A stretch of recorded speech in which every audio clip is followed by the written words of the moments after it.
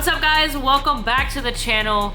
Today's video, we have a lot of work to do. My car is pretty much torn apart. If you didn't check out the last video where I raced in Orlando Speed World, you kind of understand what's going on. If you haven't checked it out, be sure to check it out. I'll link it here. Gotta love these drag cars. There's always maintenance, there's always something to be done.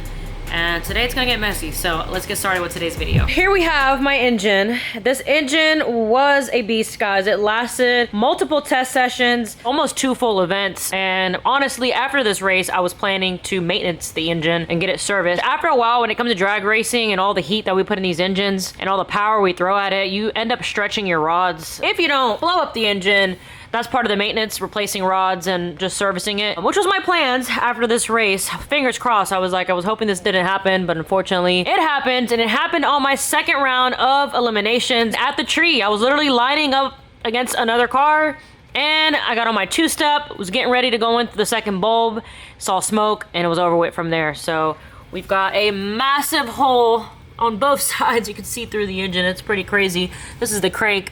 Crazy to see. I hate when this happens because it leaves everything in a mess. So today, I want to give a huge shout out and thank you to Mark from GP1 Racing for helping me get all of this process started. I was here the other day and I helped remove the engine. Now today it's time to clean up everything. I got tons of oil and just a mess everywhere, as you guys can see. So I'm gonna be cleaning all of this up, and I'm gonna put my backup engine in. The backup was for races when stuff like this happens, but unfortunately this happened on the second round of elim, so there's no, I mean, that's it pretty much. I got eliminated because of me blowing up right at the line. This will have to go back to JBR Engines, see what we can salvage from this, and I have to build another backup now, because now I'm using the backup, so for my next race I don't have a backup engine. This is why I want to go with a billet block, because hopefully this should be something that doesn't happen with the billet blocks. Yes, they cause damage, but should never cause a hole in the block like this. So my goal, once I hit a 7-second pass, I'm gonna invest into going billet. But for right now, we're gonna stick with the cast until I can meet my goal. I'm really hoping that we hit my goal this season. We have 3 races left of the year.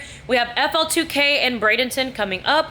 After FL2K, we got World Cup Finals. Your girl registered. Your girl made it in. It was very difficult to make that cut. You literally had to be on the computer and be fast with your fingers. So I got into World Cup Finals. It's going to be an all front-wheel drive class, X front-wheel drive pretty much. So it's gonna be awesome because it'll be all of us competing against one another, whereas the previous years it was always imports versus domestics. So we would have domestics that we would be racing, and domestics typically dominate. I mean, a lot of the domestic cars leave off of a button. They are automatic. There's a lot less room for error than there is with our cars. With staging and the way we stage with the handbrake, it's difficult to cut repeated good lights. With the button, it's almost, these guys are cutting, you know, O lights all the time. It's much easier. Not to say that it's easy, but I'm just saying it's definitely not as much stuff into play that it comes to with our car. So I'm excited. I think it makes it more competitive in the field because we're all pretty much similar in the class. It's gonna be the one race that I've always wanted to race at. I used to watch it in the garage back in the day when I was building this car, when it was a street car. I attended the past few years in support of GP1 Racing and a few of my other friends. And now it's my time. I get to finally go out there and race and bring the car and meet a lot of my supporters from up north. So I'm really pumped about that. And then to close off the year, we have Sport Compact Finals, which is in December. That is the one event that I raced last year where we got my PB.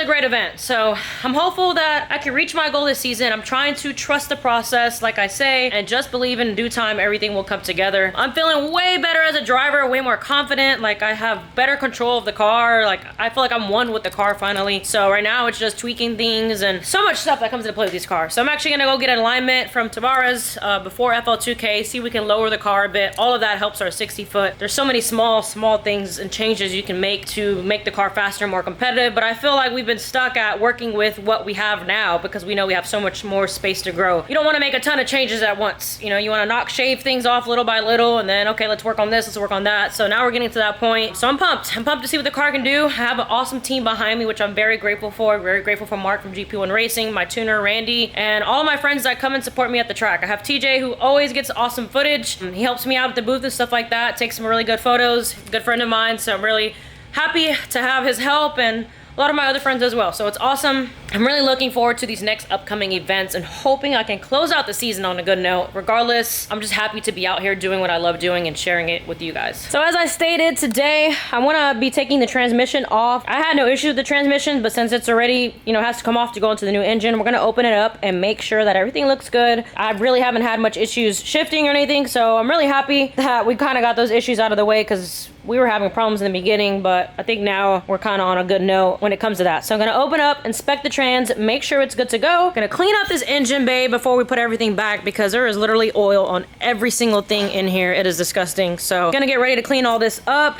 and then from there we can start putting everything back together. So let's go.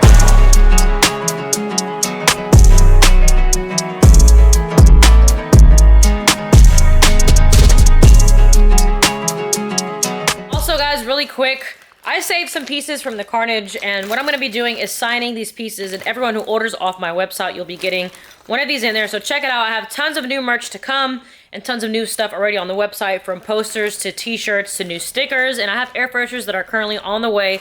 So check it out, joannagmarie.com, and you may get one of my prized possessions. It's not the trophy that I wanted to leave with from my last event, but it is what it is. You got to make the best out of every situation. Again, I'm just happy to be out there doing what I love and being able to share it with you guys. So check out the website. Tons of stuff to come. Tons of new stuff already on there. Make it lucky and get one of these pieces.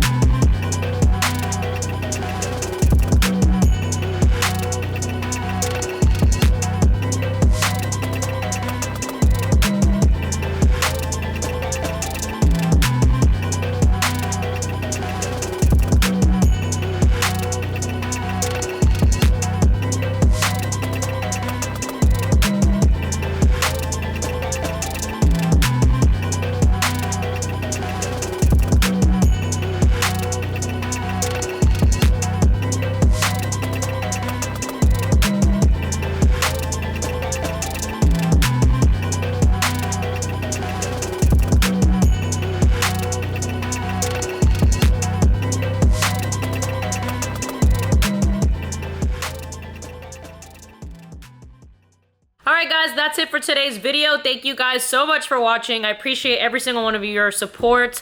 Watching my videos means so much to me. Stay up to date. Follow me on Instagram. I post pretty frequently there than I do on YouTube. And also subscribe to my newsletter. I send out newsletters probably 2 to 3 times a month, but no spam ever. It really is just updates on the car, on events to come, on new merch that is dropping, and things like that. So check it out, joannagmarie.com. Again, I want to give a huge shout out and a huge thank you to Mark from GP1 Racing for his support in my race program. I could not do this without him and his knowledge. Mark was once in the front wheel drive platform, and now he's in the all wheel drive platform. And here we have Bandit. This is Mark's all-wheel drive car. This car was one of the fastest all-wheel drive H-pattern Civics and now has a sequential in it, and you can own this if you're interested in buying it. Reach out to Mark. He's currently building an outlaw all-wheel drive Civic, which essentially is going to be a crazier, intense build than this one. This exact shell has been around for quite some time, to be honest. It used to be race front wheel drive, and then Mark converted it to all wheel drive, and he's really just looking for something more competitive, a different chassis, but he really wants to get into that 6-second 200 mile per hour zone. So I'm looking forward to his build, seeing how it comes along. So check him out as well on Instagram at GP1 Racing. Also, any parts you guys need from PPG to Quaife, maybe have questions about a transmission build, Mark does all of that stuff. He is really great at what he does, very meticulous. If you want things done right, this is the guy to call. So check him out. Thank you again, Mark. Thank you again to Randy, my tuner, and all the amazing companies and supporters for watching and for supporting this build. I couldn't do it without you guys. I'm forever grateful. As I say, guys, trust the process, never give up. I hope to see you at the next upcoming races. I'll put my schedule here for you guys to check it out, and I'll catch you guys in the next video.